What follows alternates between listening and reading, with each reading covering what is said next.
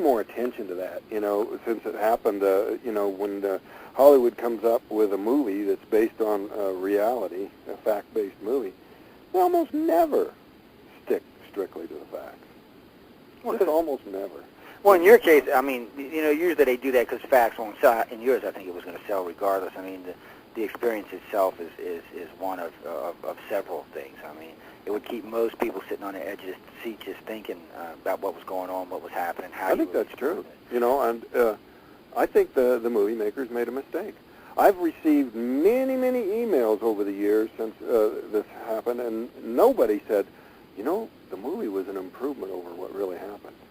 Well, because it was. Everybody says, I wish they'd have just told it the way it was in the book, how it really happened. We don't want this alternative version they did. Yeah, and well, I think the Hollywood decided, well, they needed some special. I don't know what Hollywood. You never can tell what them guys are thinking. Because personally, when you read the book, or even if you just read the shortened down version you have on the website, you're going to stay riveted to it the whole time. You're not going to lose interest in it. And if you're not feeling some kind of emotions, you need to go look for professional help. Because I've actually read it a few times, and when I'm reading it, I'm still like, damn. It still sends a chill up my back. When I'm hearing you talking about it, it still sends a chill up my back. I'm thinking, oh man, glad it was him and not me. Yeah. Well, I'll tell you what. It used to, be for so many years. I couldn't talk about this without really stressing out. I mean, it would just knock me up to where, it's still stressful when I get into talking about, actually, confronting the aliens and like that. That's still pretty stressful, but it took a lot of years for that to go away to a certain extent.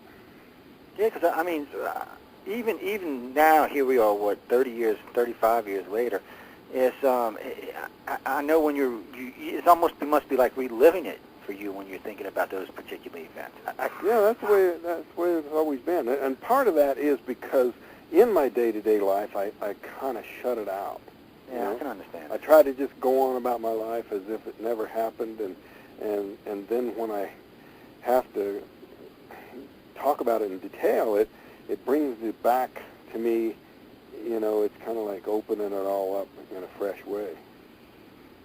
Now, when you were on the ship, did you get any sense of movement, sense of sound? I know you didn't hear the aliens or anything, but could you tell? I doubt it, but could you tell if the ship was moving underneath you? Or No, there was no feeling of motion at all.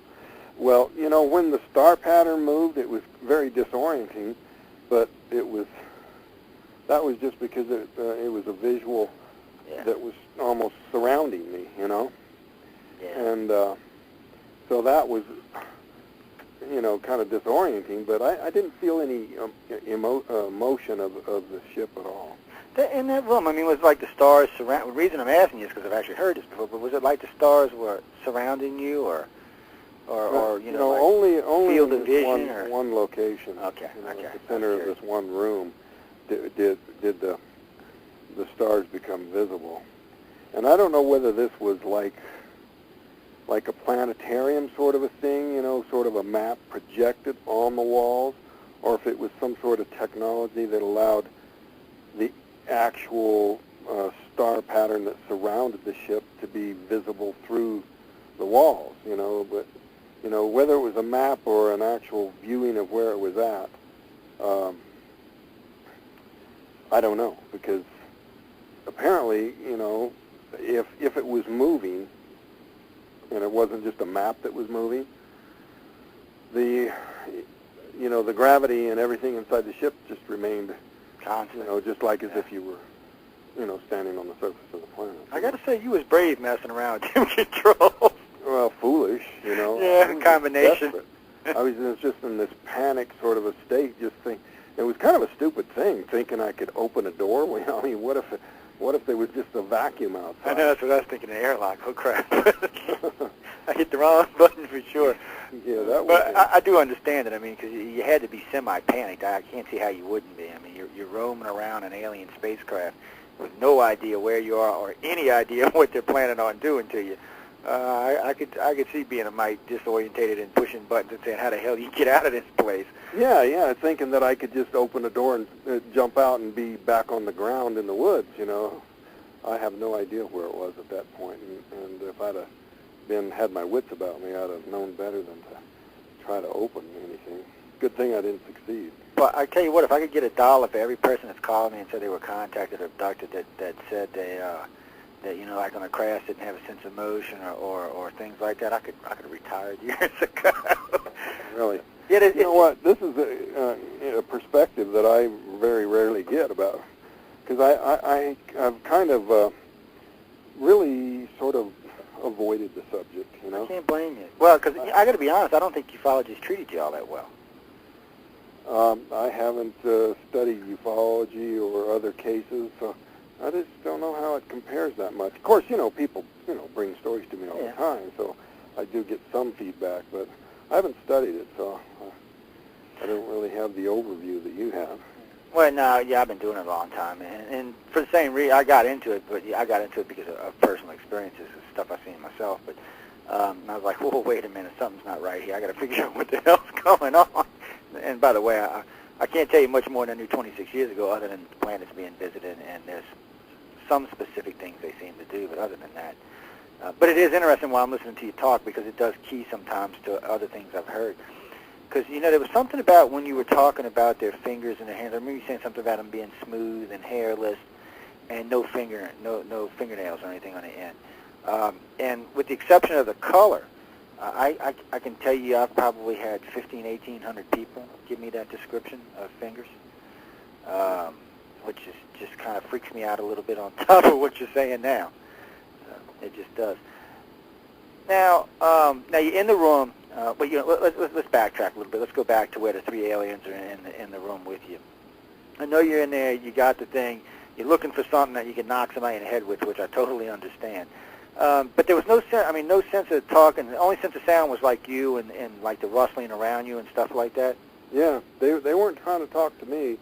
And, people say, well, did you pick up on psychic vibrations or anything? I'll tell you what, I was just so hysterical, so panicked that if there was any psychic stuff going on, I wasn't picking it up, because I was just wild with fear. Hell, that's probably what ran them off, your fear. They might have been psychic and experienced and said, let's get the hell away from this guy. Yeah, I imagine if they were picking up vibes, they wouldn't enjoy what was coming off of me. Oh, I can imagine they were probably going, you know what, maybe we should leave and let the other guys handle this. Because, I often wondered about that. I said, well, they knocked the poor man out with the light beam. They drag him in the ship. And I know you don't have any memory how you got in the ship. And I've often wondered if they, beam you through or if they, actually carried you on board. And I guess because nobody's seen it, we don't know. Yeah, we don't know.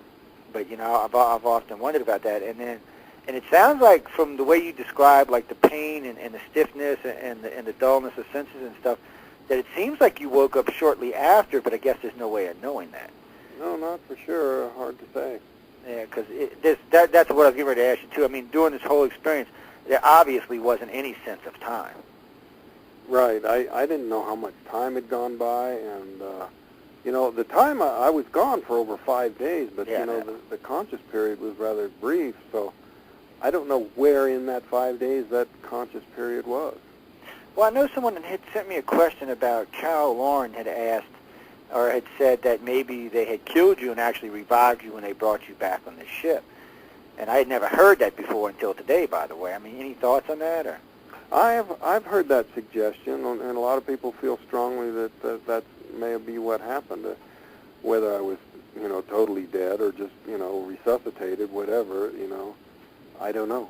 Yeah. And that depends on whether they deliberately, intentionally fired a beam, or if what hit me was some kind of a side effect of the propulsion system or something that may have accidentally, or maybe even an accident, sort of an automatic defense mechanism where I got too close and triggered something.